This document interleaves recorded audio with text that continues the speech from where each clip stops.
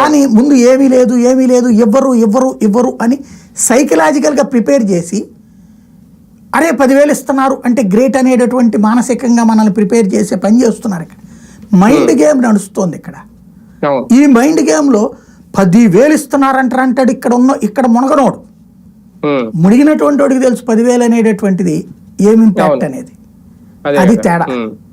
కానీ ఒకటి sir, final గా బాబు గారి సక్సెస్ మంత్ర ఫార్ములా అంటేనే స్పాట్ లోకి వెళ్ళడం, అక్కడ కూర్చోవడం, హుదూద్ తుఫాన్కి ఎలా చేశారు ఇక్కడ కూడా. ఇప్పుడు 10 రోజుల పాటు ఆయన బస్సులో ఉండి ఇప్పుడు ఇంటికి వచ్చారు, బస్ దిగి అనేది సక్సెస్ అయినట్ట.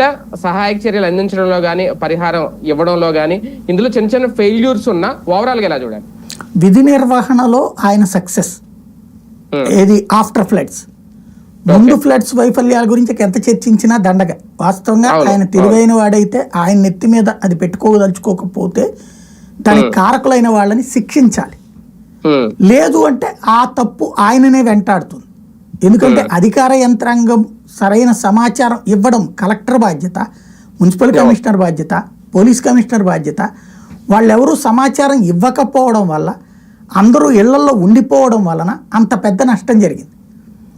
దానికి ఎక్కడ లోపం ఉంది అన్నటువంటిది ఎంక్వైరీ చేయాలి. వీళ్ళకి అసలు చెప్పారా చెప్పలేదా, చెప్పినా వాళ్ళు ప్రజలకి చెప్పలేదా, ఎవాక్యుయేషన్ ప్రాసెస్ ఎందుకు ప్రిపేర్ చేయలేదు.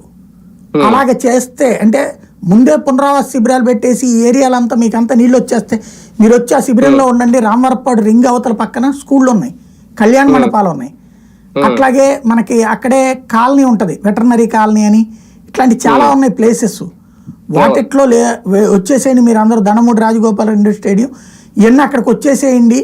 అలాగే పీడబ్ల్యూడి గ్రౌండ్స్ ఆ ఏరియాలోకి వచ్చేసేయండి. ఇప్పుడు పీడబ్ల్యూడి గ్రౌండ్స్లో పెద్దది హాల్స్ లాగానే కట్టారు కదా, దాంట్లో ఉండండి మీరందరికీ అక్కడే